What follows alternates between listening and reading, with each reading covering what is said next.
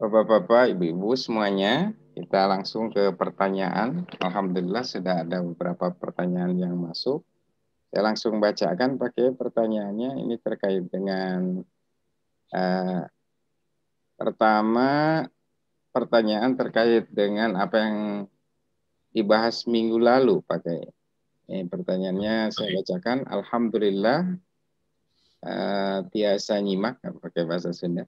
Pak Kiai Bade Tumaros, janten Al-Walid, ya, tokoh Al-Walid, itu termasuk orang yang mendapat hidayah tapi tidak mendapatkan taufiknya, atau apa sebutannya dalam Islam? Karena orang-orang semacam ini mungkin banyak di sekitar kita. Terkait dengan tokoh Al-Walid Al-Mughirah. Bismillahirrahmanirrahim. Ya, Al-Walid bin Al-Mughirah yang menjadi tokoh buzzer di masa Rasulullah, yang berpikir keras bagaimana memberikan ungkapan-ungkapan yang menyakitkan bagi Rasulullah. Ya. Nah, padahal sebelumnya dia pernah mengungkapkan pujian yang luar biasa terhadap ayat yang dibacakan oleh Rasulullah. Inna la halawah, ungkapan yang penuh fi a'laha talawah, penuh pesona, wala macam-macam, bukan kata-kata manusia sampai sana. Nah, jadi betul bahwa Al-Walid itu pada dasarnya mendapat hidayah. Hidayah apa? Nah, kalau berdasar penjelasan hidayah Al-Manar, Rasid Ridho, dia membagi hidayah jadi 4 macam. Ada hidayatul hawas, indra, hidayah yang ditemukan oleh indra. Ada hidayatul wijdan, hidayah yang dibimbing oleh daya seni, emosi. Dan ada hidayatul akli, hidayah yang dibimbing dengan potensi akal. Dan terakhir ada hidayatul iman, hidayah iman. 4 di sana. Ini dijelaskan juga oleh Al-Marogi, Rasid, ya, tafsir Al-Marogi, Mustafa Al-Marogi. Nah, kalau berdasar itu, ini yang sadar menerima indahnya Al-Quran itu hidayatul wijdan, kemampuan daya seni dan emosi yang dalam, mengagumi, tapi tidak memperoleh hidayatul iman. Ya. Nah, di samping itu ada yang membagi 2 hidayah itu, yaitu hidayatul irsyad dan hidayatul taufik. Hidayatul irsyad, ya, yang mencakup hidayatul irsyad itu hidayatul wijdan, hidayatul hawas dan hidayatul akli. Nah, hidayatul taufik adalah hidayatul iman, ya. Jadi taufik juga hidayah, ya. Ada hidayatul taufik, hidayah iman, dan itu hak prerogatif Allah saja. Dan di lain itu hidayatul irsyad mencakup hidayah ya, melalui emosi, melalui indra, melalui akal. Itu penjelasan Rasid Ridho. Umumnya hanya membagi 2. Itu Allah buktikan dalam peristiwa-peristiwa sebelumnya juga Nabi Nuh untuk anaknya, ya. Setelah Nabi Nuh meninggal ya, tenggelam, Nabi Nuh berdoa, ya Rabb innabni min ahli, Rabb, anakku itu keluargaku ya Allah. Maksud doanya diplomatis, maksudnya selamatkan. Oh, tapi kata Allah, ya Nuh innahu laisa min ahlik, innahu amalun ghairu sholih. Nuh, dia itu bukan keluargamu. Kamu mendoakan seperti itu karena dia tidak iman, tidak baik. Gitu. Nabi Ibrahim untuk ayahnya. Ajar. Rasulullah sendiri buat pamannya. Nah, ini contoh lain. Yang juga mendapat hidayah secara nalar ya. Abu Thalib itu ada syairnya 5 bait kalau tidak salah.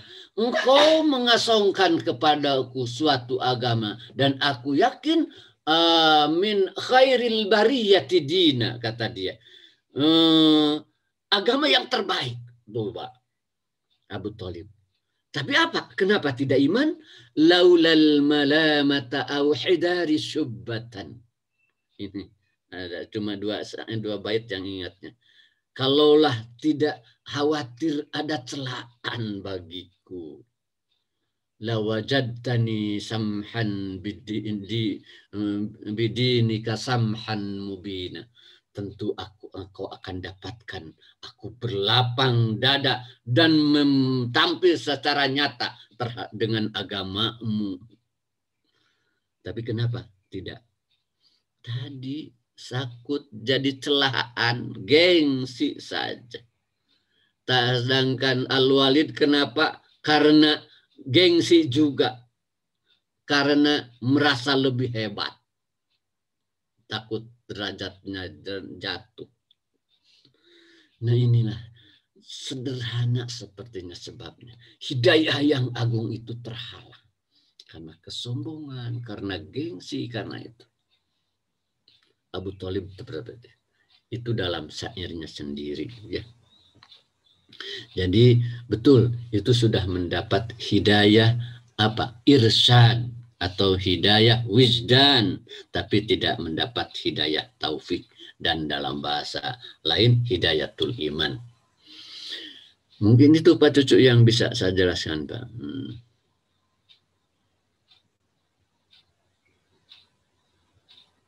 Halo Pak Cucu.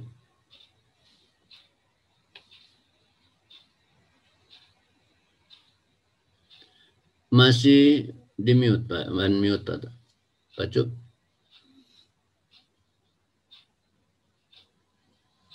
Mungkin sinyal ya.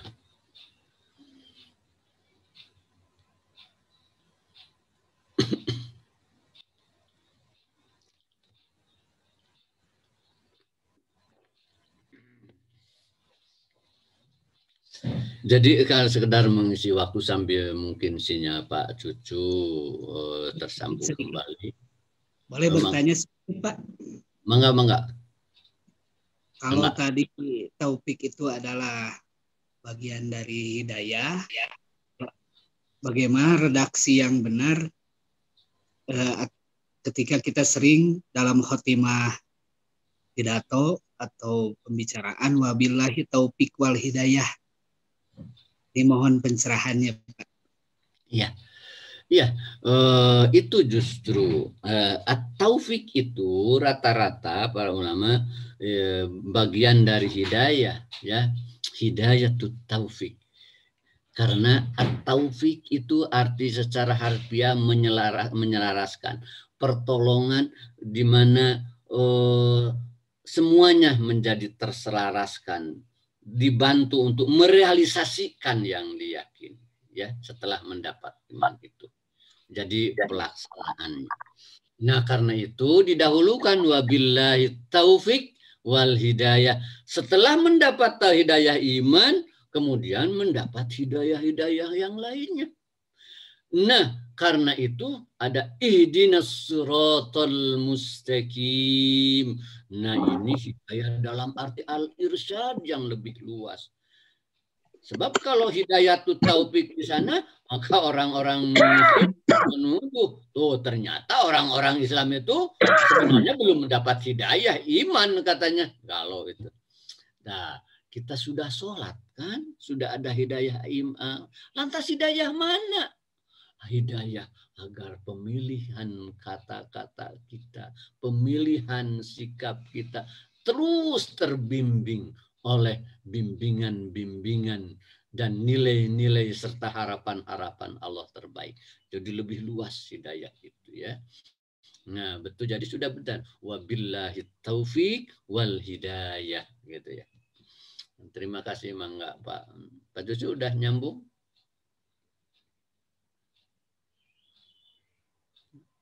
Oh, Mangga. Iya Pak Kiai, ini jaringannya kurang bagus, laptopnya error, pakai handphone ini. Ya, Pertanyaan selanjutnya Pak Kiai, ini nomor 2, Pak Kiai, COVID akhir-akhir ini semakin mencekam dan menakutkan. Apakah benar pelaksanaan ibadah jangan terganggu oleh COVID dan protokol kesehatan? Sebab saat ibadah itu kita akan lebih dijaga oleh Allah Subhanahu wa taala. Lagi pula kan kalau tidak diizinkan oleh Allah pasti tidak akan kena gitu. Bagaimana penjelasan Pak Kiai terhadap hal ini? Pertanyaannya Pak Kiai. Iya. Bismillahirrahmanirrahim. Kembali kepada tujuan syariat diturunkan itu, pertama hifdun nafsi, menjaga jiwa, hifduddin, menjaga agama, hifdul akli, menjaga akal, hifdun nasal, menjaga, dan hifdul mal, itu tujuan agama. Ya. Termasuk ibadah juga menjaga manusia dan kemanusiaannya. Nah, karena itu pernah di masa Ibnu Abbas memberitakan, ya, tatkala fi yaumi matirin, kata saya, pada saat hujan yang sangat lebat, ya, maka dianjurkan kepada muadzin setelah baca asyhadu anna Muhammadar Rasulullah jangan membacakan hayya 'alas shalah, katanya. Shollu fi buyutikum. Salat saja kalian di rumah-rumah kalian. Dijelaskan dalam hadis dan sarahnya bahwa katanya kemudian Sayyidina Abbas dikejar, mengapa begitu? Kata beliau, ini kan dilakukan oleh orang yang lebih baik dari aku. Karena khawatir dengan hujan yang lebat itu kamu tergelincir, kamu mendapat kesulitan. Bayangkan, untuk berjamaah saja, ya, itu dibatalkan untuk menjaga keselamatan umat, ya. Mungkin lebih serius COVID, ya, menurut para ahli yang tahu, dan kita harus percaya kewajiban kita menjaga, ya. Kalau Jumaah saja pernah dibatalkan di masa itu karena hujan, maka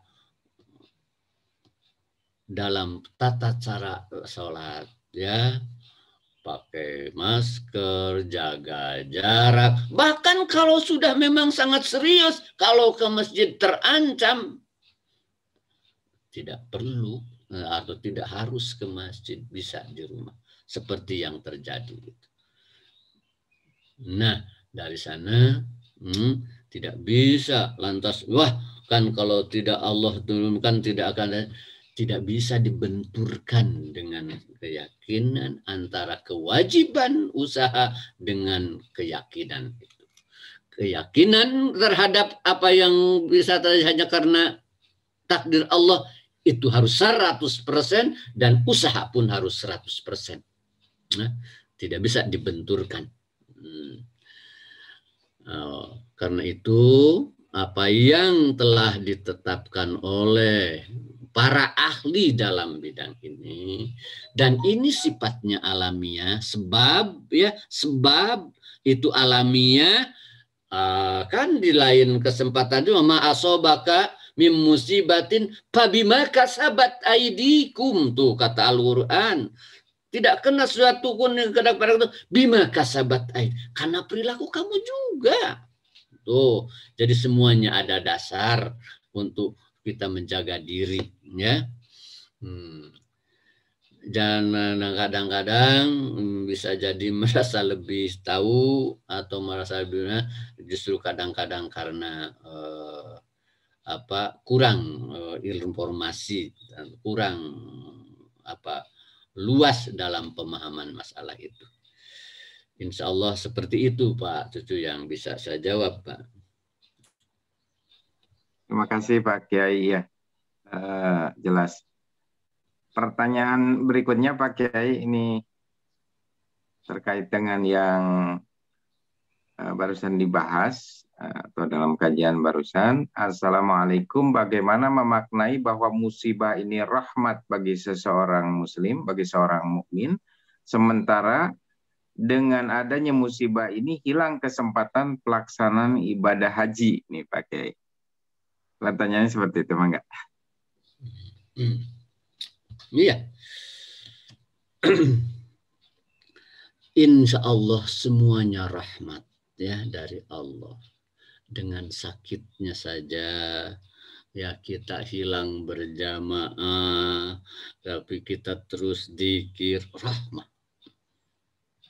Tidak mengurangi rahmat. Dengan sakit kita kemudian sabar, ridho terhadap batinnya, tertawa dengan Allah, tapi tidak bisa berjumaah, rahmah.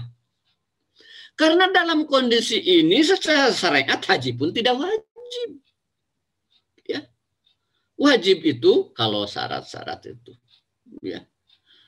Tidak ada yang hilang. Ya, tidak ada yang kurang. Syariat ini sempurna ya.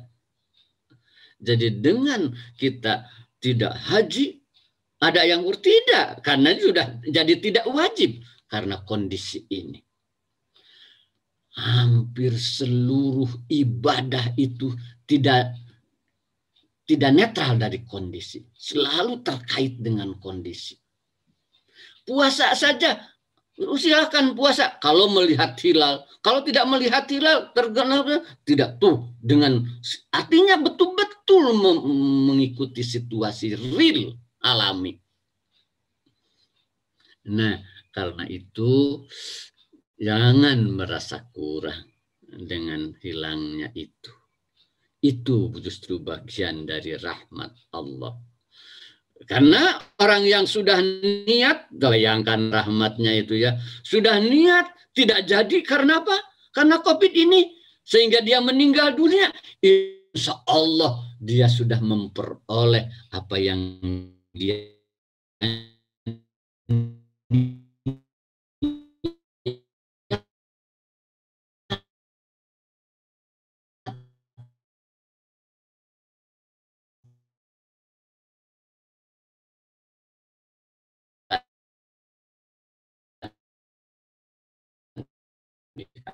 ada.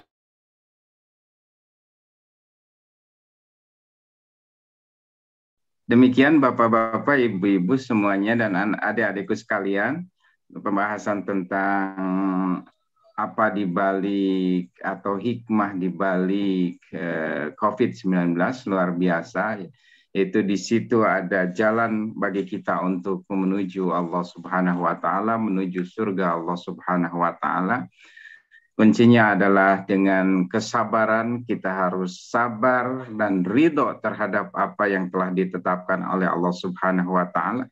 Karena segala sesuatu termasuk musibah COVID adalah ketetapan dari Allah Subhanahu wa taala.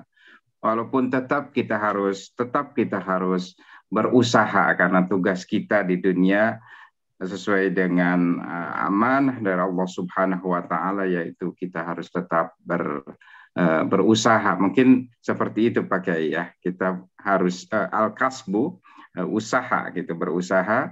Dengan itu insya Allah kita akan mendapatkan rahmat dan jalan menuju surga Allah Subhanahu wa taala.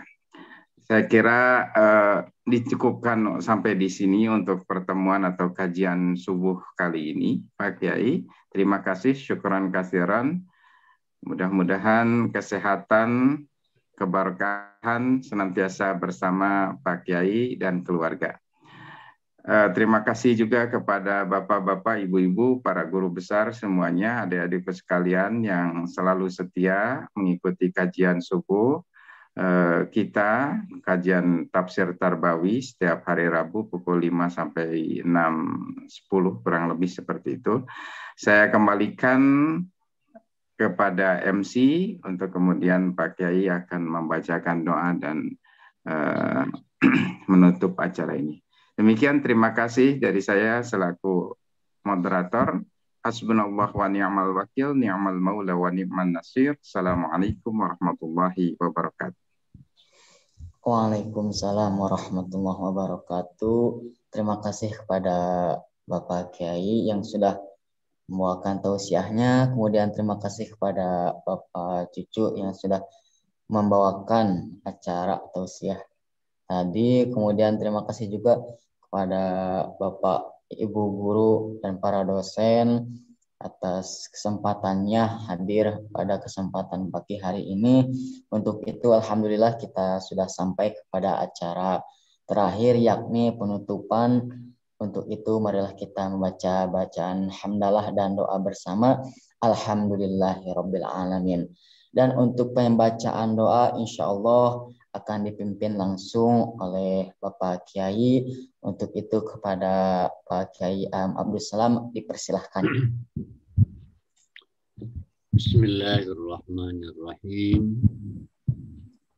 Allahumma salli wa sallim wa barik ala sayyidina wa habibina wa syafiina wa maulana Muhammad sallallahu alaihi wasallam. Amin ya Allah ya rabbal alamin.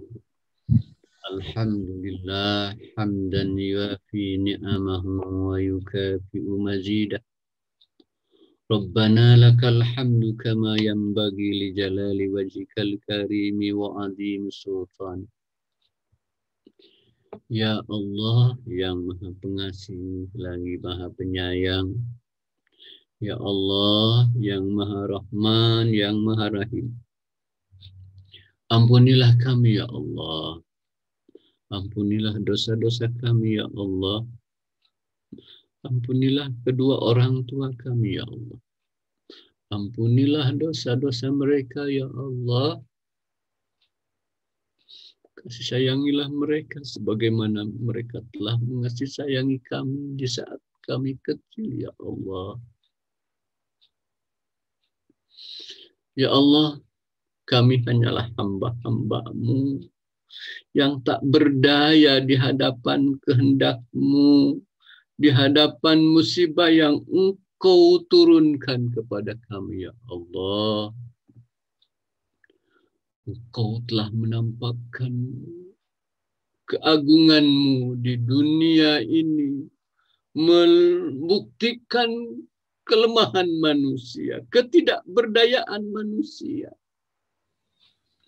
Ya Allah, janganlah Kau jadikan musibat ini sebagai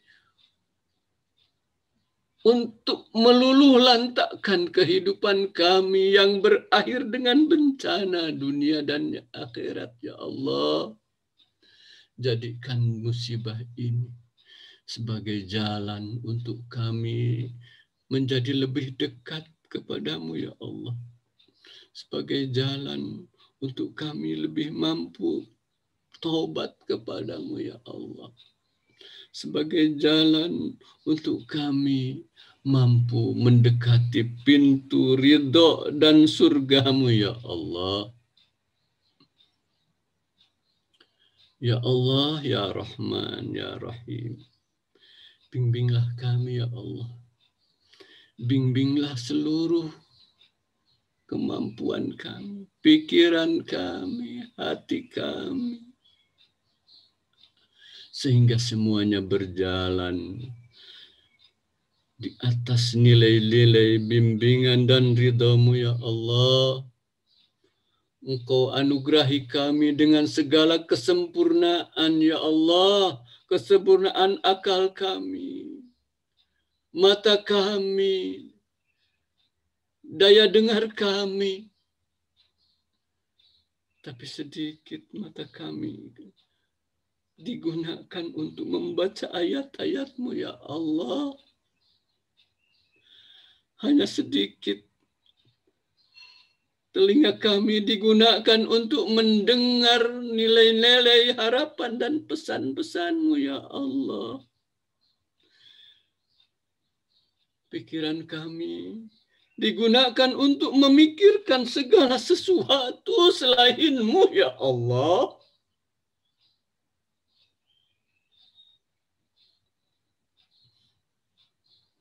Dengan wajah apa kami akan menghadapi-Mu nanti ya Allah?